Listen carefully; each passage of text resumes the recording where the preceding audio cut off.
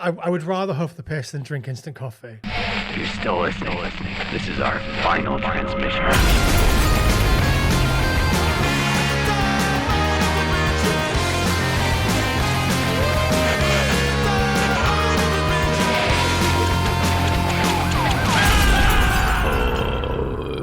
Here, welcome to the Final Transmission podcast. It's me, Sam Russo. It's Jamie Carruthers. It's one horror movie a week from the dawn of time until the end of time. Good morning, Jamie. How are you on this fine, sunny Saturday morning? I am wonderful, Sam. How are you? Pretty good. I hear your trousers are riding up your crack. Yeah, much as they were in the last episode. It's this chair. I'm not into it. I'm not a fan. It's the pleats. They're riding up. I ironed the pleats out. I don't like a pleat. Really? Yeah.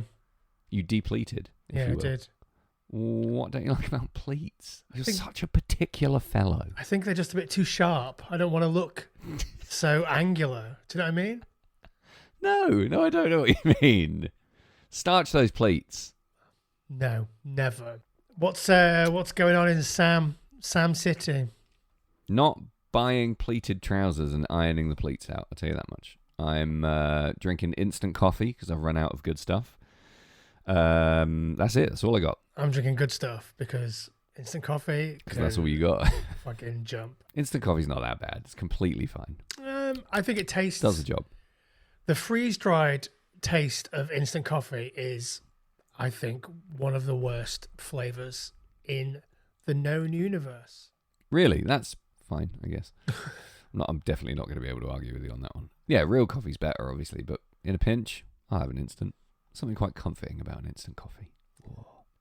I thought I didn't like coffee for a long time, and that's because we just had Nescafe. Yeah, I think I had something in that ballpark. Could have been Nescafe and Coffee Mate for a long time when I was a younger fella. I don't really know what coffee is. It like fake milk? Yeah, it's just a sweet powdered milk substitute thing. Nonsense. It's quite good. It is quite good, to be fair. If it's quite It has a good, bit then of that, why can't I buy it at my local Australian flat white emporium? Oh, you mean why aren't they serving it at a proper coffee shop? Exactly. Well, one day the hipsters will. You know, inevitably everything comes back around, doesn't it? Hipsters will get on Coffee Mate at some point, and you'll pay £4 for one scoop. A couple of the coffee places, the sort of specialty coffee roasters that I like, have started doing instant. And let me tell you something, Sam. Let me blow your mind here. It's still bad. Because it's the same. Yeah. It's the same as all the other. Well, I think like the difference How do is... you elevate instant coffee? I don't know. I guess you use better coffee going in. Like Tesco's own brand fucking instant coffee probably uses the Bogo garbage variety mass. That's what I'm drinking right now. Well, I know that. That's why I said it. Mass roasted terrible beans. Whereas like Dark Arts or Hardlines or whoever are making this instant coffee at least have good coffee going in, but it still tastes the same. It still tastes freeze-dried bad. I mean, It would save you a hell of a lot of time. You don't have to fire up your fucking gigantic mad scientist contraptions to make your coffee and take 4 hours to make a lukewarm cup of bullshit.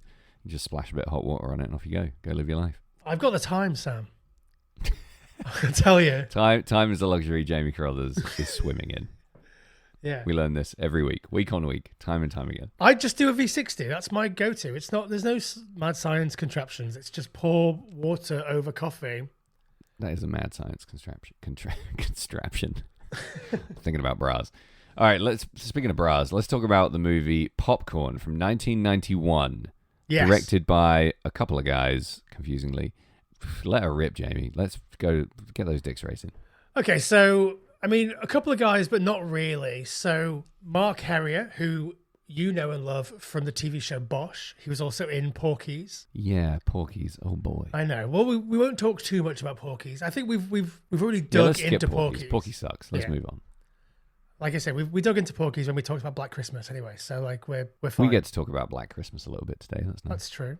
I mean, we did a whole episode on it, which you can find in the back catalogue. How convenient. Yeah. All you got to do is move your thumb, and there it is. Exactly. We recorded and released that at a seasonally appropriate time. Wasn't it in the middle of summer? No, it came out on Christmas Day, Oh, 2024, good. 2023. Oh, yeah, it was your idea not to do anything Christmas related or Halloween related in the months of October and December, wasn't it? Yeah. And then we didn't. Yeah, I'm doing the opposite this year. We're doing all Halloween movies throughout October. Okay. But yeah, this is directed by Mark Harrier. So Alan Ormsby is on as an uncredited director on IMDb. He came on the movie to direct it early doors. Who are? All of the movies within a movie that you see, except for the Lanyard Gates stuff, was directed by Alan Ormsby. But he didn't really direct anything on set. Yeah, I heard he was too obsessed with the movies within the movie, and they had to bin him off because he went nuts about them. Yeah, he just took too long to make those movies within a movie. And I think that's probably the right thing to do because there's some of the best stuff in this. Jamie's already dropping opinion bombs. I think that the movies within the movies are very good. Shelling the audience with your opinions. Comes out in 1991. It's kind of a sleeper hit. It's got a big cult following. And I put together a list of films, a sort of loosely connected series that we'll do over a period of time. Not like, hey, we're going to do a 1 month of all of this stuff, but like a loosely connected series, movies sort of about movies. Yeah. And that can take on different forms. And this was the first one that I wanted to do because obviously this is set in a cinema. They're referencing and talking about the horror genre. It's kind of a spoof, although it doesn't feel massively spoofy. And they're doing a lot to sort of root around within the genre from the contemporaneous stuff that was coming out in the 80s all the way back to the 50s. And I thought that might make some interesting discussion. Interesting. When did you first see it? I probably first saw this around 2010. Oh, wow. Okay. So it had a while to be out and exist before you got to it. This is 91, astonishingly. It's no secret that I'm a big fan of like 90s movies. I think that there's something about movies that came around in the 90s that just have a special feeling to me, even if I didn't see it at the time. There's just like something in the air in the 90s that I really, really love. Do you think it's something to do with the proximity of our own coming of age? Absolutely, our own blossoming into womanhood? Yeah, it could be, yeah. Definitely. And I think that like you can just feel that. You can feel a 90s-ness in this specifically, but also in 90s movies in general. There's just something that really captures that pop culture zeitgeist of the time, which is like weird because like the UK in the early 90s, obviously we're coming off the back of Thatcher, we're coming off the back of all the industry being completely fucked and the world being taken over by city bankers. And so it's kind of a bleak time in the UK. But when isn't it? I think like... Let's be honest. The 90s are about as vibrant as we got culturally. Well, the late 90s, the sort of cool Britannia, Britpop, New Labour stuff feels maybe more culturally vibrant than anything else. I think like I never felt more oppressed in the late 90s. But to the wider world, we certainly seemed more... We had something to offer. More viable, yeah.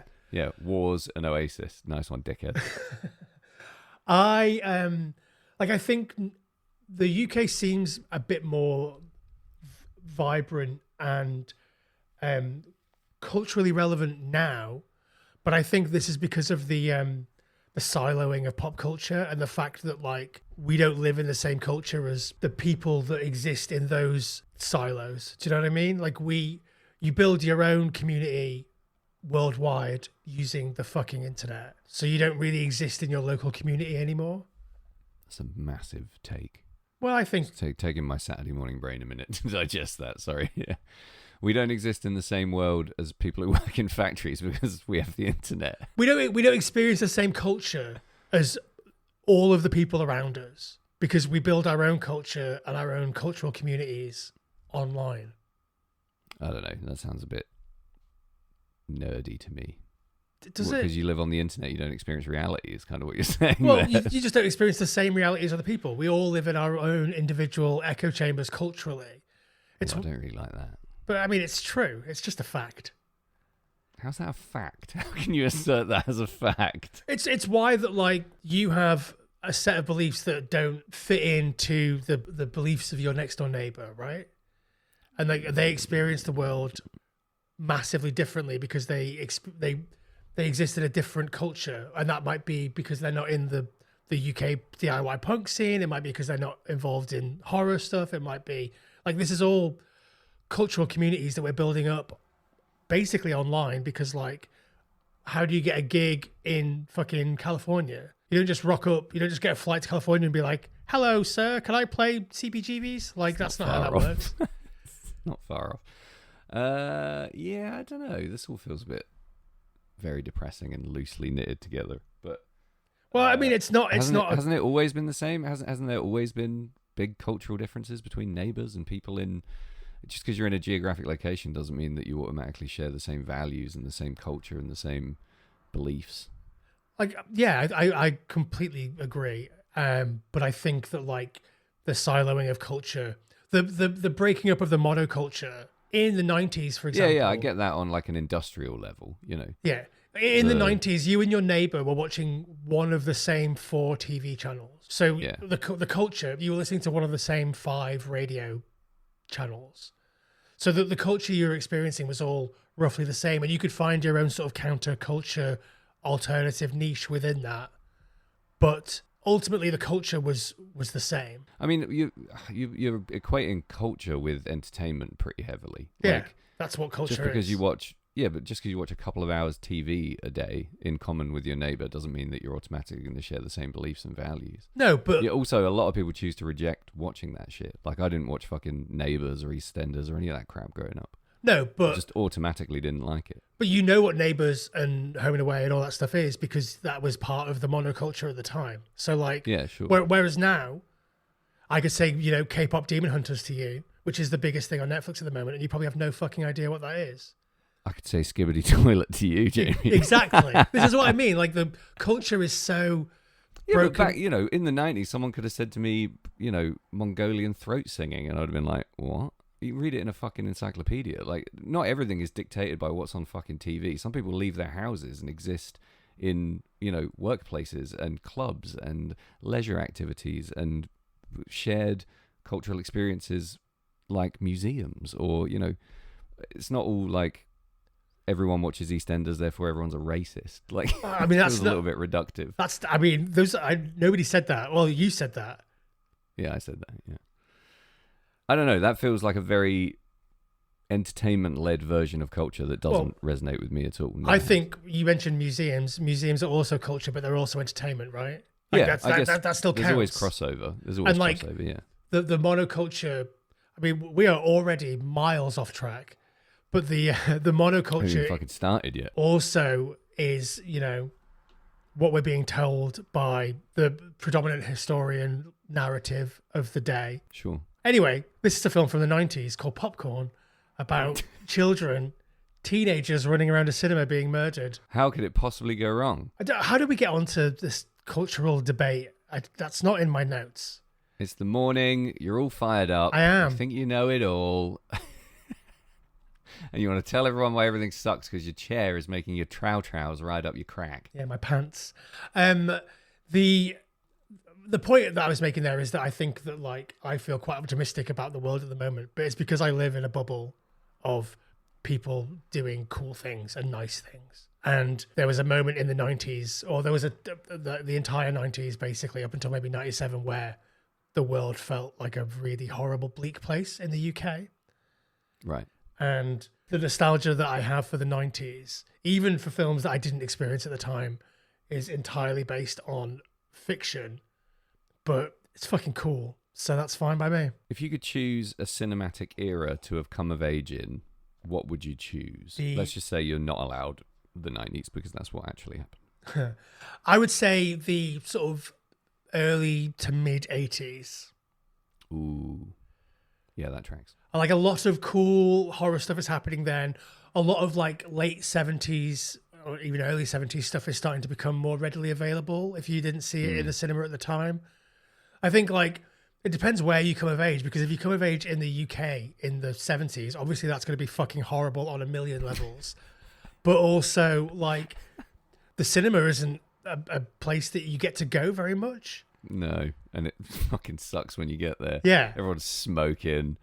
Exactly. like, I mean, they're probably smoking in the snacks early are 80s terrible. too, but like, I suppose you could, in theory here, you could be 9 years old sitting in the movies, smoking cigs and eating like buckets of toffee, just like handfuls of toffee. yeah, I remember going to, this isn't the cinema, but I remember going with my mum and stepdad to go to Cardiff, the museum in Cardiff, which is like a 3.5 hour drive to see some woolly mammoths. And I think we got in there and it scared me and we left immediately. But 3.5 hour drive with my mum just chain smoking cigs with the windows shut. Just like, do you know what I mean? It's just like, why? How is this a thing that was allowed to happen?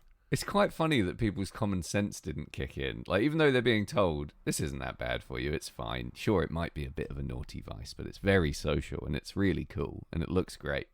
The feeling and the experience of smoking should be enough to tell you that on some level it's maybe not good for a child. Yeah. Like, I don't understand where the common sense just like vanished in the whole conversation about smoking. Even when people are deceived and told, you know, hey, smoke up, Johnny, it's good for you. Like, is it? Doesn't feel that good for me. Yeah, I mean, in the 80s, early 90s, when I'm talking about, we were 30 years were removed from 9 out of 10 doctors prefer Rothmans or whatever. Like, yeah, Rothman's fucking hell. I knew a guy who smoked Rothman's. Fuck, he ain't around anymore. Let me tell you. Holy shit, coffin nails.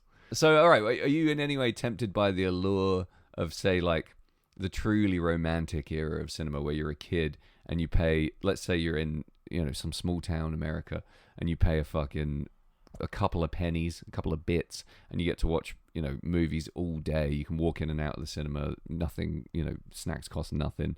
They rotate the movies fairly regularly because they're churning them out. It's a real social hub. You're ditching school. Is there any allure there whatsoever? yeah, absolutely. I mean, that would be incredible, but it doesn't feel real to me. Like, I only know that from watching movies, kind of like this movie and others in the same or in a similar vein. So yeah, it's not something that I can picture, because obviously growing up when I did and knowing about the country that I'm from, like, I know that in reality America wasn't really like this. No, it's a lot of like boomer revisionist history that makes it like that. Like Stephen King writes endlessly about the, you know, the magic of the movies when he was a kid, and it's lovely to indulge as a fantasy. And I'm sure there's huge elements of it that were very much like that, but you're probably also getting the shit kicked out of you in the back row by some absolute jughead psycho kid. Yeah, the thing that we're experiencing when we watch and read stuff like that is we're just experiencing somebody else's nostalgia. We're nostalgic for somebody else's nostalgia. Yeah. And that's, I mean, dangerous, but also cool. And like, oh, as long as you're aware of it, it's a perfectly valid Yeah. medium of entertainment, isn't it? absolutely. Sickly sweet, you know, self-indulgent nostalgia has its place in entertainment. If you live in that, then there's probably something wrong with you. But Should we talk more about popcorn? if you want, mate. So this stars Dee Wallace again. It's an accident, I promise. But I feel like if you're making a horror movie of a certain budget between 1985 and 1993, Dee Wallace is it's a contractual requirement of the genre that she's in there. She's busy. She is busy. I mean, I've said this before, but I think Dee Wallace is solid. Oh yeah, I rate Dee Wallace big time. Yeah. Maybe not enough to really hang your hat on in terms of a, you know, there's probably not many people who are like, Dee Wallace is my favorite actor, but there is a chunk of movies here that are pretty unfuckwithable, and she's a big part of several of them. Yeah, and I think this is maybe one of her best performances. Yeah, I mean, I put Cujo very high on that list. Yeah, I mean, she's just solid, isn't she? Yeah, she's got that kind of like just show up and do it vibe. Yeah. You know that she knows how to read a script well. She understands what's happening in the film, and she probably doesn't need a bunch of takes. You know, she's probably just cranking them out. All right, should I do a synopsis and then we'll take a break and come back and get into popcorn proper? That sounds like a great idea. Okay. Maggie is a film student at a local college. We don't know which one. She is plagued by dreams that inform her screenwriting ideas, dreams of a murderous bearded man committing heinous acts. She and her film club buddies decide to put on an all-dayer of 50s schlocky William Castle gimmick type movies in the local rundown cinema that's due to be demolished very soon. They invite lots of people.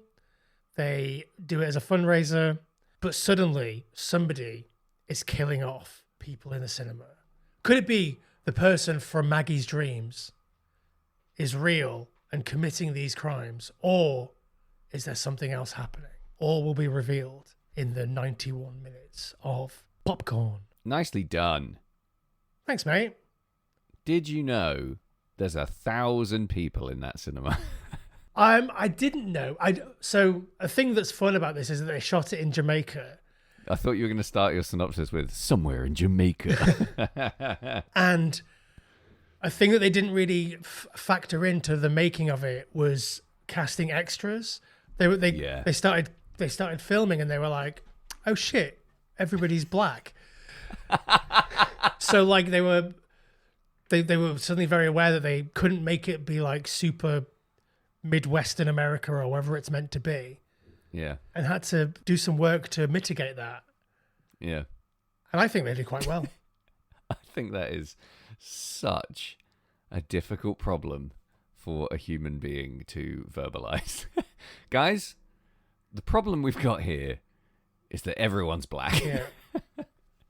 How do we fix the problem of all these black people? Like, there's no way of navigating this situation in which you come out unblemished. A good problem solver. Unfortunately, that's the bit I'm going to clip out for before the theme tune for you this time. Great, thanks. Yeah, what a fuck up. Let's go to Jamaica and shoot a movie about white kids in the Midwest. Oops, haven't got any. Weird, couldn't have seen that coming. I don't know why they shot it in Jamaica. I think maybe Jamaica was the just only theatre they could find. Well, so they were shooting in Jamaica and then they found the theatre. Do you think it was an Adam Sandler thing where they were like, I want to go on holiday in Jamaica. Let's make the film there. I think maybe more likely that they were offering sort of insane tax breaks or something so you could shoot the movie for basically half the budget. Yeah, it could be. Yeah, a weird choice. I mean, a nice place to shoot, I would imagine. Although the theatre where they shot it was apparently the worst place in the world. It was like basically completely derelict and full of hobo piss. Oh, nice. So like it'd been squatted for God knows how long and just like stunk of the You don't get those kind of details from watching, do you? You really need to be there to huff the piss. Yeah.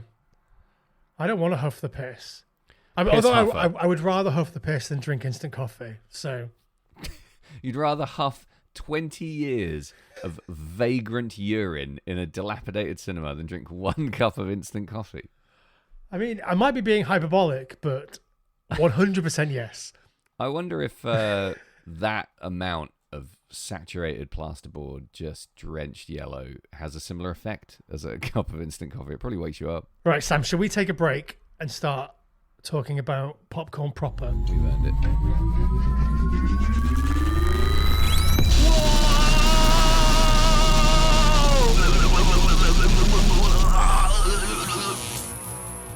Whoa, holy shit.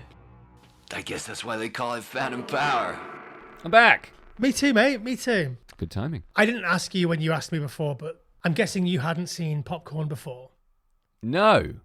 It was the first time ever this morning, around 6:30 a.m. on a sunny Saturday, I fired up the movie Popcorn and watched it from start to finish. Well, that's promising. Yep. All in one go. Yeah, all in one go, bud. I mean, I didn't have a choice because we were recording immediately after, so I kind of had to cram it in there, as they say. First viewing, never heard of it. Recognized the cover when I looked on IMDb after I'd watched the movie. Yeah. So, I don't know how or where this would have sort of trickled into my peripheral vision, but I think maybe I'm loosely aware of its existence. I mean, the cover's great also, but it was sick. Yeah, somehow passed me by, I think, in the video shop. Yeah, I'm surprised that you hadn't seen this much sooner, given... So, a twin-pronged attack here. First of all, how how did the cat get so fat? How does one measure the extent to which a movie is a cult success? What fucking metrics are we measuring this by? Just how many of your mates say they like it? I mean, I don't know. I don't have a definitive answer for this. Yeah. But I think if there's enough people that like it, but it's not mainstream, then that counts. Yeah, I'm always curious as to how that's even slightly measured, because there's no one medium by which you take the temperature of that fandom, is there? It's especially not in all like over the shop. 80s or the 90s. I mean, it's much easier now because you can look on Letterboxd and say, okay, this movie's had 25,000 reviews and they're all mostly positive, against like fucking Sloppenheimer, which has had 1 billion reviews and they're all positive or whatever. So you can say this is Right. a popular movie within a niche. But like, it's hard to gauge that in a world where you only really can experience the media that you're given. Yeah, I thought it would have been the other way around almost, because, you know, in the 80s, a cult classic movie has to be purchased, right? You still have to buy Cannibal Holocaust on VHS in order to watch it. I mean, you can pass it around, you can tape it. That hasn't really changed now. But, you know, people can access this movie and people can love this movie and not write a Letterboxd review. You know, they don't have to reflect their fandom anywhere other than in their own head or to their immediate friendship group. So it's hard to, like, I read a lot about this being a cult classic movie, but I'd never heard of it at all. So I'm always just interested in how that translates into actual, you know, tangible momentum for a fandom or a movie viewing group. I guess it is just more of a word of mouth thing. Like the last fucking stand of any kind of community is that people are talking and sharing their thoughts and feelings about a movie like this that wasn't a mainstream success. Yeah, I think also there might be an element of it that is marketing. Like, do you know those viral videos that you see on Facebook where it's like, this is a viral video. This video went viral. And it's like, okay. Like, I wonder you if can say anything about anything, can't you? Yeah. So I wonder if there's an element of that to it. Or maybe like, oh, hey, it wasn't as successful as we wanted or expected it to be. But we know that people still watched it, so let's call it a cult film. Call it a cult classic, yeah. Just really buff that turd to a high shine. Yeah. Why don't you tell me, Sam, what your sort of general thoughts were about Popcorn? I thought this was fucking excellent. Interesting. I thought this was a brilliant piece of highly entertaining, silly goose fun from start to finish. And I found it compelling from a plot perspective. I was not bored, and I really respect the dedication to the bit, essentially. I thought this was a really well-made film that fucking, for my money, is way ahead of its time in terms of, you know, the obvious things like Scream coming later. And there were moments in this where I was like, I think I like this more than Nightmare on Elm Street.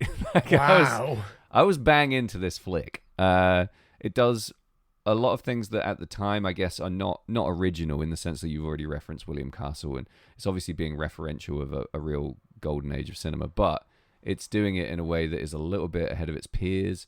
Obviously had a bit of a troubled production cycle, I guess. Like, it was obviously fairly difficult to make. Yeah. That shows a little bit. There's a little bit of crud in the cracks, but holy shit was I entertained from start to finish with this movie. I think it's kind of fascinating that this film was made basically in the, like, directly in between the Brian Brown movie FX with Brian Dennehy. Yeah. And the Joe Dante movie Matinee. Because it's basically the exact middle of those things. You've got... I haven't seen Matinee. What's Matinee? So Matinee is about... It's John Goodman basically plays William Castle, and he comes to this sort of small town and is bringing sort of his movie roadshow. Right. And there's all this stuff that's happening. It's like sort of like a coming-of-age film set in a cinema with all of these sort of film gimmicks that are happening alongside it. And...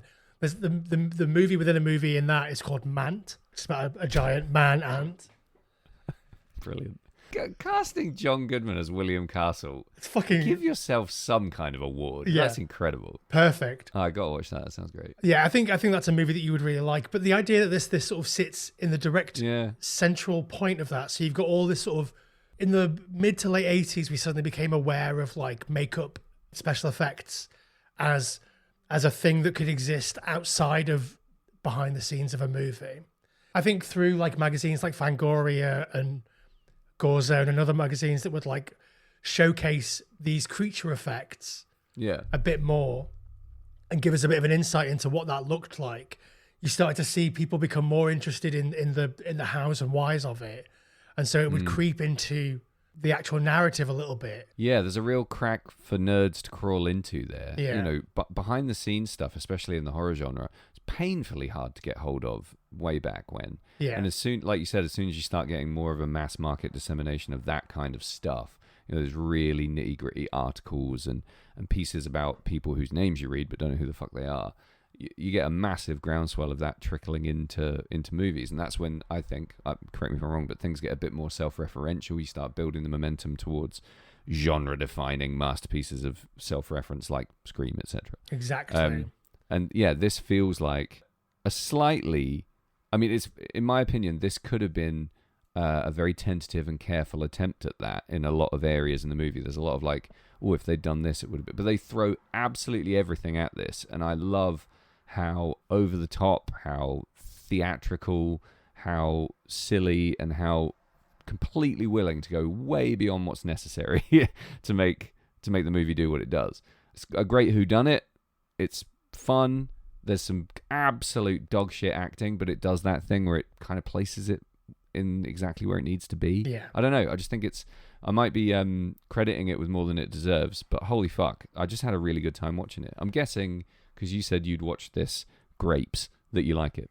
I do like it a lot, yeah. I think when I first got turned onto it in 2010-ish by my friend Christy, she was like, this is my favourite movie, and everybody has Really? to watch it. And I was like, well, early 90s, vaguely dumb slasher, like I'm sure it'll be fine.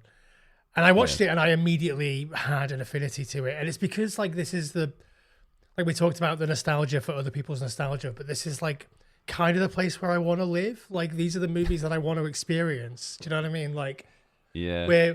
we're watching people watch movies and have experiences around that. And I think I mean, obviously I watch a lot of movies, so like I can really relate.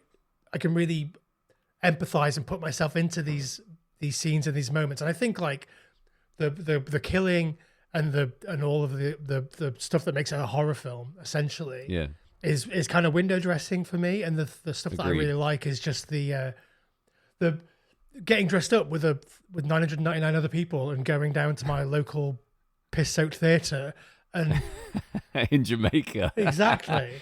But I think they know that. They know that their kills aren't show-stopping gore spectaculars. I think they know which effects really hit and which ones are just like, let's get this guy out of the way and move on to the next kill. And that level of self-awareness is what I really respect about this film. It's not trying to do anything beyond its reach, really. I think it's pretty deliberate, and that really appeals to me. I was watching this and I was like, this film was made for Jamie Carruthers. I could just imagine you like bolted to your seat, just going, "Oh my god!" the whole way through. And the Vince McMahon like, meme all the way through this, like yeah, exactly. It's the ultimate reaction video. It's just 100% right up your street. And part of that, it felt like a shared viewing experience in a way, like, because I know you're watching it, I'm watching it too, and I was enjoying how much you'd enjoy it. So there's an element of that, but I can't express how much I like that this movie has a singular vision that it just fucking executes well. Like I've been lacking that in some films that I've seen lately. And I feel like even if your singular vision is dumb or lowbrow or however people want to judge a movie like this, if you do it well, you're fucking succeeding in entertaining people, and that's all you need to do. So fucking really enjoyed it. I think that there's a real interesting dichotomy at play in this movie, because the cinematography is by like this really highbrow, intense cinematographer Ronnie Taylor, who won an Oscar for fucking Gandhi. Yeah, you can tell. It's the second it finished, I was like, right, need to know who the cinematographer was, need to know who the writer was. I've got words for one and words for another. And fucking hell, when I looked at that guy's list of movies, I was like, it is like it's shot so well. It's really clear that he's worked with Argento and like absorbed some of that Argento Italian, obviously in the lighting. That's the only thing I don't like about the movie. So the thing when about it goes full demons, I'm just like, oh god. The color wash lighting that obviously is very much an Argento and a very much like Italian giallo thing. Like giallos are Italian sort of slasher movies. Oh shit! I love that we're still doing that bit like 2 years I in. still forget. So great. Like I love that the color wash stuff isn't happening in like in moments that are meant to be intense. It's just like it's just red in here, guys. Like Yeah, it's interesting placement, and I couldn't figure out if this is a guy who's been under the tutelage of someone like Argento, or if it's somebody who knows this lighting is appropriate for this moment in this movie because it's referencing something Argento-esque. yeah. There's a clever layering there that leaves you not really knowing if it's really clever or really derivative, and I like that. There's a shot where Dee Wallace comes into the cinema because she's trying to track down Lanyard Gates, the sort of rogue filmmaker that's made this sort of cursed movie, which we've not really talked about the plot really, besides my very loose synopsis at the beginning. But like, there's a reaction shot of her, and it's shot in the same way, like the sort of cross lighting in Dracula's eyes in the Bela Lugosi Dracula movie. And the way that Morticia Addams is shot in every single shot in the 90s Addams Family, because that's also referencing the same thing. And it's just like, yeah, like why wouldn't you do these really intense things? So when they shot this movie, they were planning to make it a PG, and they wanted it to be a PG, and they edited it, and they were like, yeah, this is a PG. Everything is like it's basically bloodless. The deaths are very unviolent, apart from Tony Roberts's like mosquito through the chest moment, which I think it's fairly violent, but like not bloody and super violent. Probably right on the line for a PG, right? Yeah. Like you feel it, but it doesn't. It's a sting rather than spraying blood everywhere. Yeah. He's not screaming. Like But then they submitted the movie to the MPAA or whatever, and they were like, no, this is an R. PG to R. And they were like, well, we can't recut this. Everything is done. The editors have moved on. Everyone's moved on. We can't reshoot anything. We can't do anything. So I guess we'll just have to release it as R. And I think like the thing that takes it from a PG to an R is the intenseness of the cinematography. Like the way that it's shot gives it this goofy movie about a fucking burned face killer wearing other people's masks. Yeah. Like another film that was happening around this time was Darkman, Sam Raimi's Darkman. I think that's interesting that this is happening at the same time as that, because we're doing a very sort of similar thing, but in a goofy action type comic book style over there. Sure. And this has a similar tone, I would say. But yeah, so like the fact that like we're making this goofy movie about a guy dressing up as other people and killing their mates, and it's bloodless, and it's the tone is basically comedy throughout. Yeah. The fact that the way that it's shot makes it so much more intense than it ever would be if it was basically the director of photography was anybody else. Yeah. Is the only thing that I think can take it up to an R rating. I think that's a really solid point. I hadn't really thought of that. There is a sort of added layer of horror that just comes from a lot of visual choices. Yeah. I mean, Toby's story gets a little bit fucking intense, doesn't it? Like he is talking about like kids being force-fed acid, people burning alive, all his horrible surgeries. That goes a bit beyond a PG for me. If you think about like, I don't know, what's a PG? Fucking Homeward Bound or something? Like it does go a little bit beyond. I think a Homeward Bound is a U. Yeah, probably. What a great movie. Yeah. Maybe like Raiders of the Lost Ark or something. Is that a PG? I don't know. Yeah, and somebody's fucking face melts off in that movie. That's what I was thinking. So I think it's appropriately rated R because it's rad. There's just not much. I was very conscious of like looking for pacing lulls, and it's only really when Toby starts really going off on one about his backstory that there's the temptation to disengage a little bit. But I think he's very magnetic in a very Jim Carrey kind of over the top, rubber face kind of way, and I enjoyed his long backstory montages because they were kept quite high and tight. Did you enjoy his half wearing a face, wiggling it around, and his ears flopping around a bit? Yeah, obviously, but do you know what that is? That's fucking Rick Mayall in Drop Dead Fred when he gets his head squashed. That's all I could see. Superb. He needs to put his thumb in his mouth and blow. Yeah. R.I.P. Tom Villard. Yeah. Sad to read about his shuffle off the mortal coil. Yeah. I do have one question for you.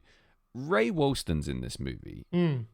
for about 5 seconds. What? Because I've only watched it once. I feel like I was paying attention, but where does he go? What happens? So he's the guy that brings all the props, right? He's the Yeah. I guess they just don't need to have him be there. That's Like, all he does, just drops off the props and then fucks off. I That's, think- what a waste. I think maybe, and they don't lean into this, but I think maybe there's a Scooby-Doo thing here, which is like, oh, take off the mask, and it's really old man Nesnine or whatever his name A is. bit of a bait and switch. You're supposed to think maybe it's Ray Wilson's character is Yeah. actually the killer. Right, okay, yeah, fair enough. But like they don't really dwell on that. There's much more of like a secret supernatural thing happening Yeah. with the cursed movie. And I love the movie within a movie. I mean, all the movies within the movie are good. They're fucking great, yeah. I mean, They're the really, electric really good fun. effects in the fucking electric chair movie are better than the electric effects in the actual movie. Yeah, and they're better than in some movies like Ghostbusters. Like, they're Yeah. really good. Like They're rock solid. When the guy in the wheelchair, what's his name? Bud. When Bud gets electrocuted, that effect is worse than the effects in the electricity movie. Yeah. But I do Yeah, love the that- idea of hooking jumper cables up to a wheelchair is inspired. Very cool. Yeah, yeah, very, very clever. I mean, all that shit is great. Like tying in the murders with the movies. That's a level of, deep self-reference that I really enjoy. Yeah. You've got a movie within a movie. You've got several movies within a movie about a movie made by a murderer, and in the movies within the movie, the murders mirror the movie murders. That's cool. It is cool. One thing that annoys me is that two people die in the exact same way. The mosquito? Yeah. And it Yeah, just feels but- like we've done that. But I True. mean, it's the most violent death in the movie the first time when the guy from Annie Hall dies. Yeah. But like, Yeah. what's he doing in this movie? Did he just wander into the wrong set? Is he just on a holiday in Jamaica and was like, oh, go on, I'll make a few quid while I'm here.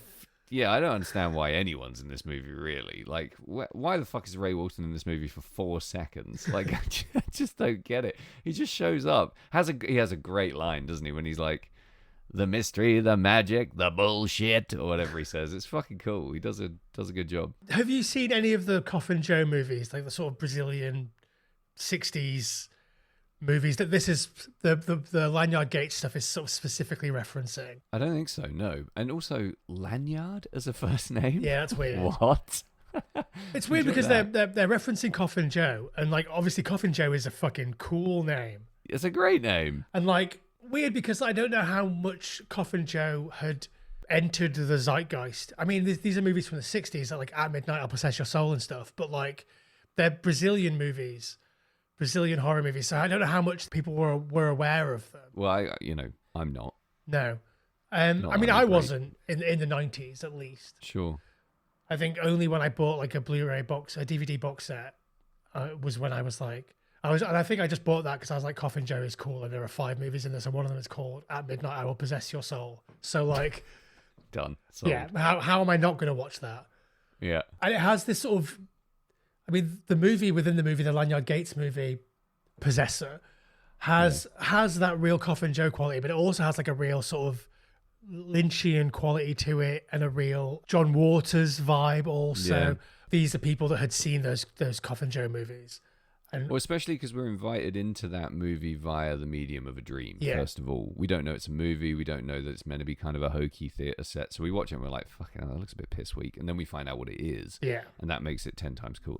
Yeah, the guy that plays Lanyard Gates was just like a makeup guy on the Classic Bob situation. on the set, and they were like, oh, we need someone to play Lanyard Gates, and we don't have any actors because we're in Jamaica. And you're scary and white. In you go. Yeah. Basically. That's fun. I'm a little bit annoyed that something like that's never happened to me. Like, oh no, we need a creepy bald guy. Just the right place, right time. Like, oh, we need a bald guy. Oh, there's one. Why doesn't that ever happen to me? It's normally like, get that bald guy out of here. Why isn't it the other way around, Jamie? I think because you're not on movie sets. Because, like, Yeah, you know, in a fucking brewery, no one's going to be like, oh, we need the bald guy to do a thing. Do you know what I mean? It's like, In a brewery. That's just the only places I hang out: breweries Well, and this room. I was trying to think of places that you worked. You worked in a brewery, didn't you? Well, sort of, yeah. Yeah, one day I'll get called up to do something cool. Yeah, I think like in the situations that you're in, Yeah. they're like, oh, we need someone to look like a big thumb from behind. Like, what do you mean? Like, what else? Oh, we need someone to suck this horse's dick. Get him in there. It's going to be something like that. Yeah. Like, I just don't know how that would happen. You're never at the right place at any time. No, that is exactly it. That's half the equation is right place, the other half is right time. Without one, you can't have the other. Yeah. So, a lesson learned, I guess. I'm everywhere at the right time, but I'm always in the wrong place. Yeah, for sure. What do you think of Jill Schulen? I think she's perfectly serviceable as this character. Interesting that she replaced somebody else, obviously, and also they did replace the director. So like you say, this is a bit of a fraught production. It sounds like they'd shot a lot when they switcherooed her as well. I think they were Martin McFly did it, and they had to go back and redo a lot of that stuff. But I think it was only like a couple of, like maybe a week or so. But you do quite a lot in a week when you're shooting a low budget movie, I would imagine. Do you know why? Because I didn't find out why she was replaced in that way. Do you know why? Or why she replaced the previous actress? Sorry. Just because it wasn't working, I think. Yeah, just no click. It's weird because they went to Jamaica like 2 weeks to like rehearse, and so all of the cast were like hanging out for a big chunk of time, and they all got fairly close. So you'd expect there to be a certain amount of chemistry that would carry through, like, and make you believe that these are a group of friends. Yeah. But ultimately, it didn't work out that way, I guess. I think they were all friends off screen. Like, probably all banging as usual. Definitely all banging. Kelly Jo Minter took the previous actress like to the airport and was like to say a big tearful goodbye. So like we know that that's a whole thing that was happening. They were obviously pally. Yeah, something just didn't work. You know what's really cool? I think I figured this out, broadly speaking, about college movies a while ago. But what I really like about a low budget college movie like this, in terms of on-screen chemistry, is that the cast members don't actually have to have an enormous amount of chemistry, because a lot of the time they are friends of circumstance. Yeah. They haven't known each other that long. They're at a certain stage in their life where they've been put in a position where they all just have to exist together.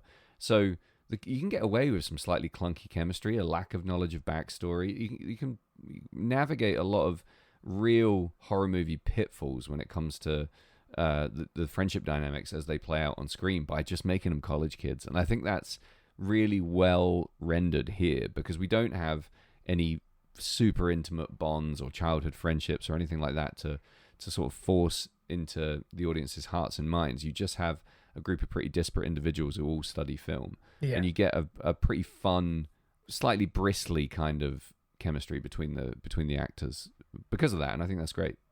Yeah, I think I mean I wondered if you thought maybe it would be cooler or more interesting, or maybe just more era appropriate if they were younger. I quite like them where they are, because they can get away with doing a lot of adult stuff. They don't fall into doing anything that's so juvenile it's kind of alienating for an older audience potentially. And you know, you can't have kids killing each other like that, really, can you? In 1991, I don't know if you can get away with it, but I think there was a bit of that happening at the time. Was Mikey around then? And I suppose, yeah, movies like Halloween. that. Yeah, I mean, kids suck. They're not going to do a good job here, especially with no money. You're going to get shit kids doing shit stuff. So I like this cast a lot, and I think it's really interesting that everyone's hot as fuck. Like, there's a lot of really hot actors in this movie, and that you can't scoop up a load of kids and fly them to Jamaica. Like, that's not believe that's me, frowned upon. yeah, right. Yeah. No, I think, and you can't have them doing a lot of the physical shit that these kids have to do in this movie. You know, they're manipulating sets. They have technical knowledge of the theater. You know, there's loads of stuff they can't do. Well, and so I love, I love a college age coming of age horror story. In Matinee, they are kids, and that really works there. I think maybe my brain was infected by the matinee-ness of it, which is, I mean, it's quite similar. That's not a horror film. It sort of uses those horror films, those William Castle films, as like a backdrop. But I mean, I didn't know initially that they were college kids, and I was like, these fucking high school students are 50 years old. And then, I mean, they're still old to be college students. Yeah. Like, I'm pretty sure that Tom Villard is 38. Fucking hell. That is taking the piss. Like, I'm pretty sure he died when he was 41. 90s Hollywood standards. Oh, wow, yeah. And that was in 94 or something. So, like, he must be... Wait, when was this? 91? Yeah. Well, Jill Sholem was only 28. That's still fucking, 6, 7 years older than she should be. Yeah. Well, that came out wrong. 6, 7 years older than she's portrayed as being. Yeah. Yeah, you got a classic, like, old as fuck bunch of teenagers. But I do actually really enjoy a lot of the interactions. There's a lot of really bad, nerdy film school student jokes that feel awful on the page, I bet, but kind of work in the movie because that is the kind of dumb shit that these socially awkward, wannabe upwardly mobile artists would be saying. And I think that's captured quite well in this. You get the dorky theatre element mixed with the hypersexual college age people super soup, and it doesn't fall flat on its face. Some of the gags are all right. Yeah, I think that like it does occasionally wander into those traps of like being super referential in a awkward and telegraphed way, or in just a way that doesn't work for me. Like obviously Toby, it ultimately turns out to be the villain of the movie, and therefore you can sort of retcon some of his wonky dialogue to be like he's already just like playing a part. But when you're watching it, like when they first get to the theater and he's like, "Welcome to the House of Usher," it's like, yeah, nobody would say that. All right, bud. Yeah. Yeah, but in this cinematic world, and again, like I don't know what the fuck's wrong with me today, but I kind of believe that in this place that's constructed for us because within the bizarre little reality of this movie where 1,000 college kids will go to the cinema all dressed up and will go fucking screaming ape house batshit over something happening in a 50s movie. I believe that people are melodramatic enough to pull off a House of Usher joke in front of girls. Like that level of dorkiness does exist, and especially in this movie. And normally it's the kind of behavior that would just immediately put me on edge and get my spidey senses tingling about the character. But bizarrely, I didn't suspect that the killer would be Toby in this. Can you remember if you had any kind of whodunit theories when you first watched it? No, because we're given two of these big red herrings, right? We're given the prop master guy, and we're given the supernatural possessed film element, or even like maybe he didn't die and he's just still killing. Yeah. So the idea that like Toby is the killer isn't like, we just decided to do something different and we pulled it out of our arse and out of nowhere, because it does make sense within the movie. But I think I didn't see it coming. No. And there is a painstaking explanation as to why Toby does what he does, which again would normally be a bit much for me, but I thought it was pretty appropriate. Like I needed it unpacked a little bit at that point. I kind of wanted to understand all the detail and dimensions and know why he was doing it the way he was doing it.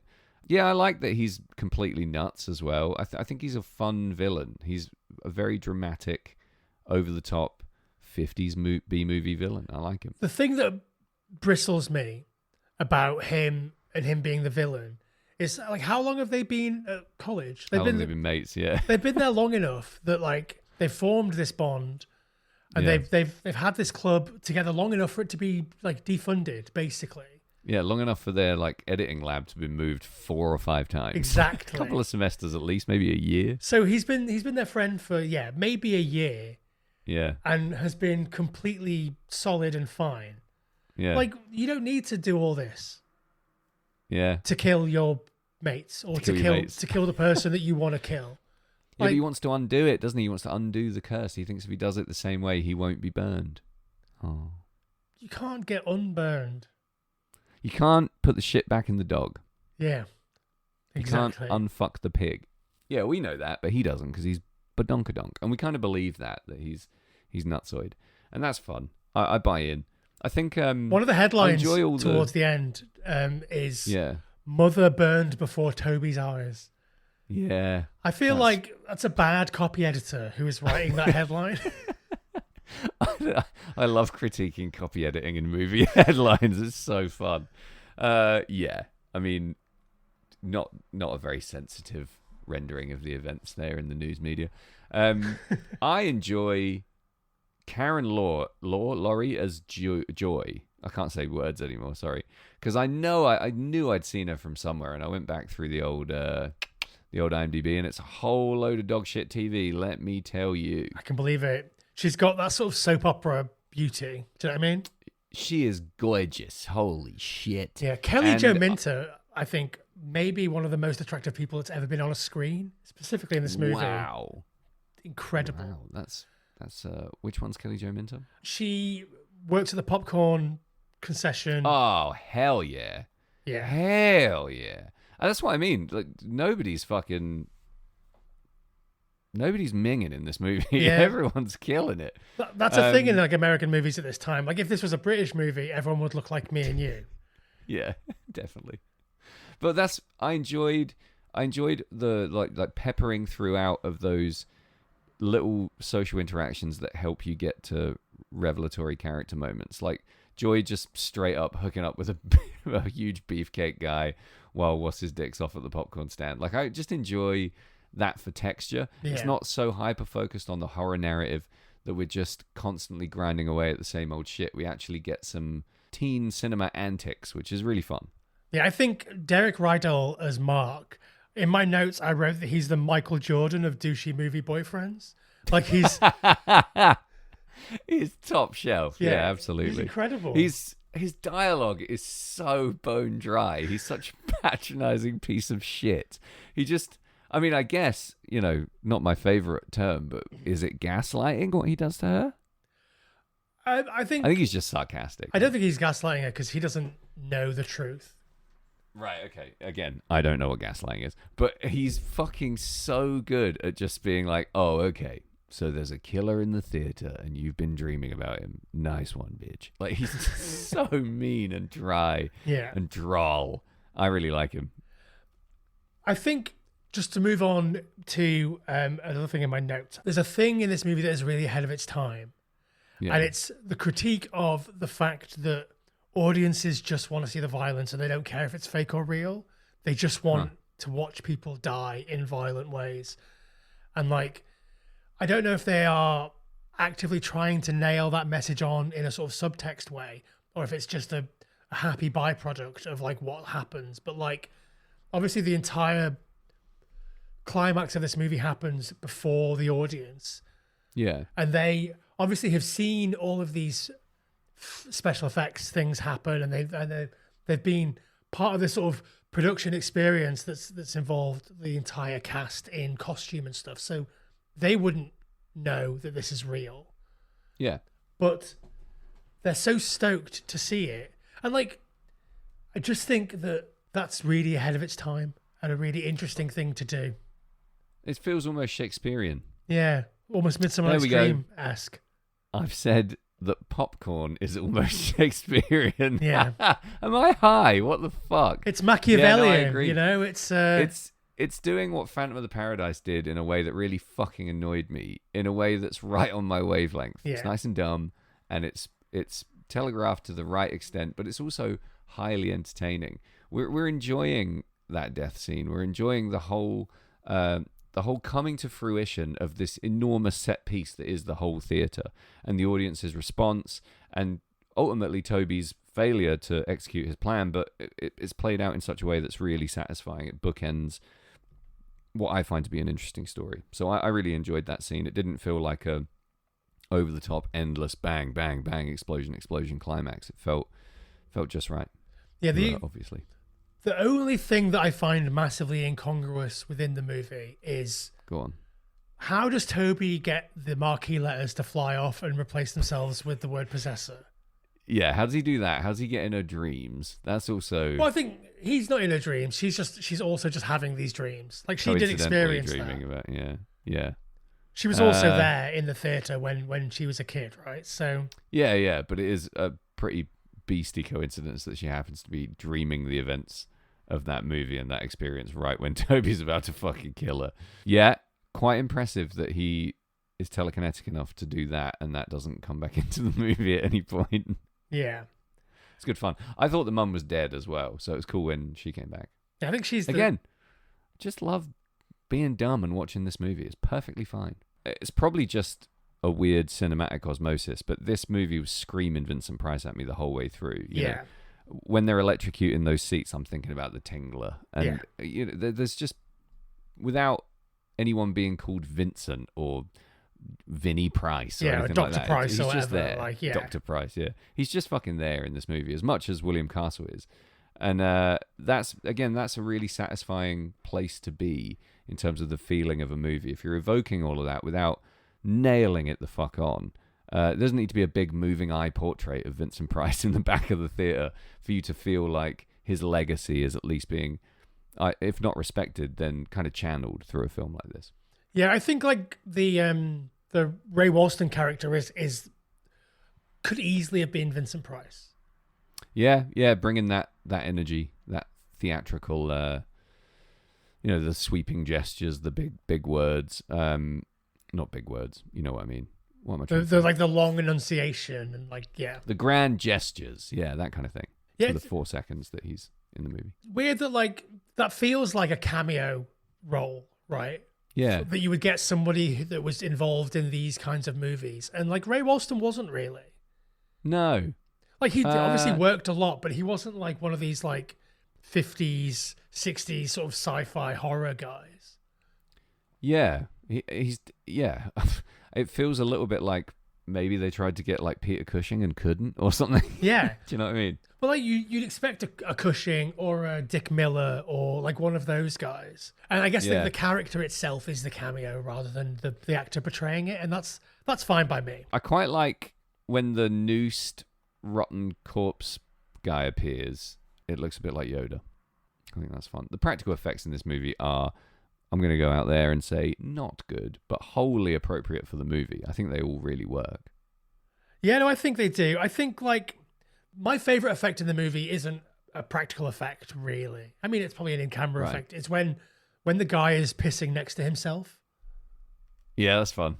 And pissing on himself, even better. Yeah, just a great moment. And like, yeah, obviously we've seen like a bunch of like fairly janky effects in this movie. And like to see something, which is probably pretty basic and easy to do, but like to see that effect done so effectively is, it's a real standout moment for me. And the look of that character is it's a William Castle classic, isn't it? Yeah. And it's cool that they even pull off a borderline respectable joke. Like he gets gassed to death, and then when old fucking Lanyard goes back dressed as him, he says, "I had gas." I think that's pretty good. Yeah. I think a fun thing is also that basically every actor gets to play the killer for a little bit. Yeah, that's really fun. So like, as an actor taking these sort of faceless early 20s like college student role of like, hot babe number 4 or whatever. The fact that they get to actually do something is probably a real boon for them, and everybody handles it pretty well, I think. Yeah, I especially enjoyed the stretchy lip kiss with all the dragging latex. I thought it looked close to scary. I thought that was very, very well executed. When you see that out of context, it almost looks like Alien, not the movie Alien, not Ridley Scott, but like an Alien type it's like thing. Tendrils or something. Yeah, for sure.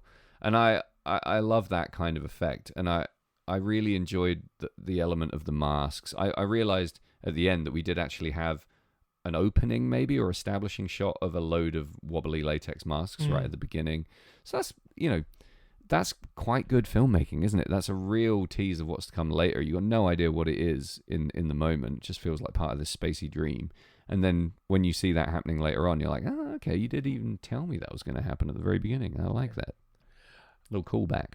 I think like the idea that Toby is just making all of these masks, and he's just really good at making masks that look identical to all of his friends.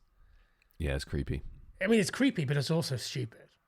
If it's stupid, one of those but things, then if we you think get about the- it for longer than 15 seconds, you're like, this guy couldn't do that. Yeah, but that's the whole movie, let's be honest. Think about it for 15 seconds, it falls apart. Talk about it for 2 hours. Holy shit. I like when they go to his apartment and his landlord is just a fucking rambling old lunatic, but he's also inexplicably an actor and inexplicably talking about doing lunch with the kid that comes like it's just fun, silly goose stuff that doesn't have to be in the movie that I feel like is well thought out and well placed. Yeah. I completely agree. I'm so happy that you liked this, Sam. So am I. I needed it. Okay, so I've said a lot. You've said a lot. I'm really happy that you like it. Why don't we take a break, come back, give our final thoughts, and say goodbye to the Jamaican Piss Theatre. Come on, man. Does that thing even work? No. There's nothing out there. It's just dead air. Hey, Sammy, I'm back. Are you back? I'm back. I don't know. Hi. I know what you're laughing at. This is a very Nor do I. serious matter. Sorry. Tell you what's a serious matter. Red Scare Industries. Wow. Okay. The most serious record label in all of the Americas.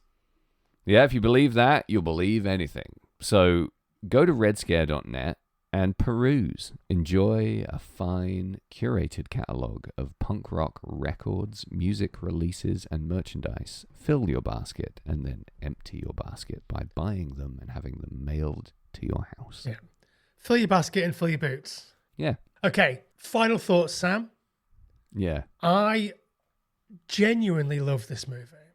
Aw. I think it's just one of those movies that is not perfect, but kind of feels perfect. Mm. There's a real jarring element of the way that it's shot and the way that it's acted and the way that it's plotted and the way that it's written that is all massively at odds with itself. Mm. How do you mean? Like, it's just like it's shot like a real movie. Right. Shot by a very austere British cinematographer. Like, so weird. Every Yeah. time you bring that guy up, I'm just like, how the fuck did you do this and Gandhi?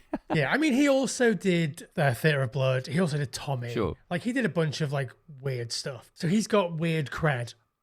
But the idea that he went to Jamaica with the guys that made Porky's to do this, like, it's crazy. He just That's wonderful. definitely wanted a holiday. Yeah, for sure. But like the fact that it's shot in this really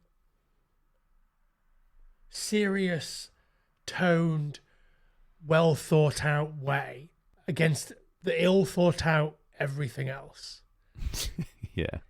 it just kind of makes a weird, interesting artifact. But I mean, I also enjoy it for what it is, but I love it for that. Yeah. And I can't really recommend it any higher. Like, it's just a really fun place to hang out. Yeah, I couldn't agree more. I don't know why we don't set more movies in movie theaters. Like, I think it's hard to pull off. I think it's genuinely hard to keep it interesting. there's like a couple that do it. Obviously, we mentioned Matinee. There's a few big ones like Cinema Paradiso, obviously Demons, Beautiful. and Last Action Hero. Last Action Hero, yeah, and Elvira, Mistress of the Dark, to a lesser extent, has a yeah. big element of that. And like, there's probably loads more, but Yeah, a lot of movies do a great set piece horror sequence in a cinema. You know, a ton of movies do that. It is hard to take that central conceit and extrapolate it to the extent that you have an entire movie and you don't feel the need to be in too many places other than the cinema. And I think that is something that I respect about this movie, is I'm not bored of this theatre or the whole vibe of it for a single second. yeah, well, I think like a movie theatre could easily be a setting like Nakatomi Plaza in Die Hard. Like, it could easily be Sure, yeah. like a place where you just put a character or a couple of characters and have them make basically any movie. You can make 4,000 different genre movies in an office block. Do you know what I mean? Yeah, true. So like, there's no reason why you can't do that with a cinema. I suppose because it introduces this trap that this film navigates well.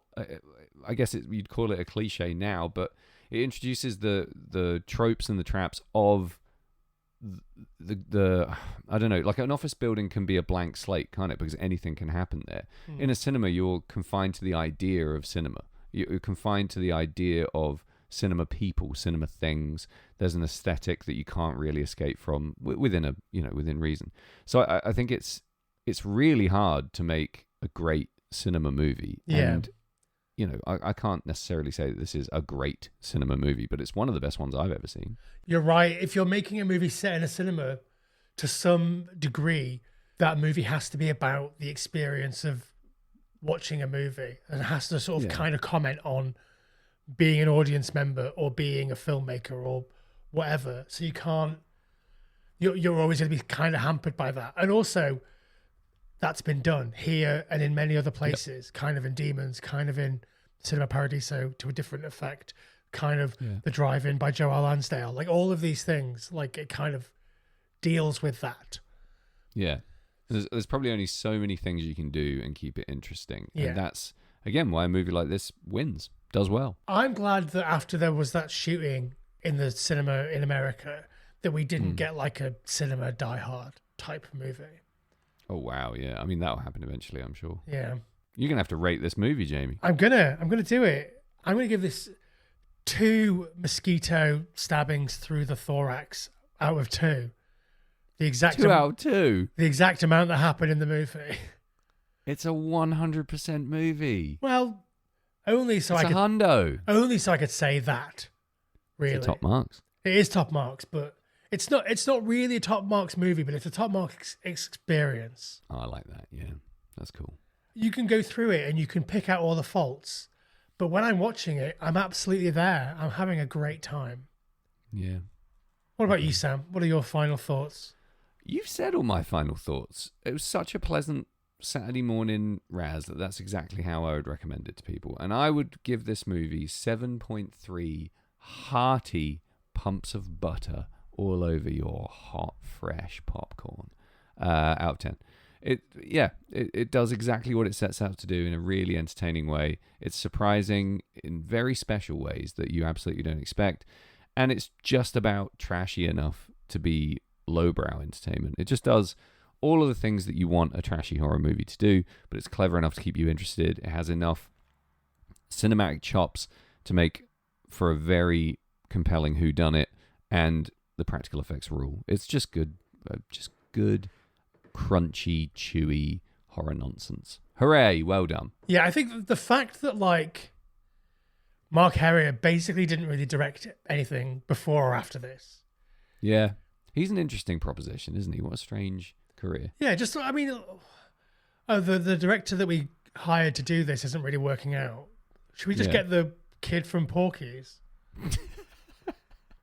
Yeah. Do you know what? It feels like everyone in this movie had a very different idea of what the movie was going to be.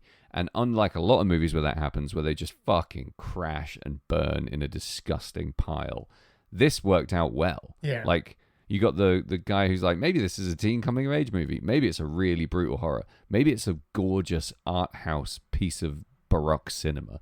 Maybe it's a fucking Jamaican movie theater rom-com. Who knows? Let's all do that at once and see what happens. Yeah. And it just comes out great. Well, on that note, Sam, I'm going to say to the people that there are a number of ways that you can support the Final Transmission podcast, and the best and most financially rewarding for me way is to subscribe to the Patreon, where you get unedited, uncut video and podcast versions of this episode and many, many others like it. He's right.